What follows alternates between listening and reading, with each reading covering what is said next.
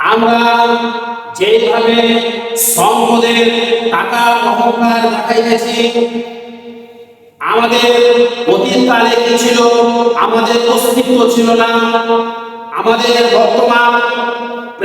বর্তমানে আমাদের যে সম্পদের টাকা অহংকার দেখাইতেছি, ফিউচার ভবিষ্যতে আমাদের কিছুই যে থাকবে না, আমরাও যে থাকবো না, এই কথা আমরা একটুকু চিন্তা ভাবনা কেউ করি না।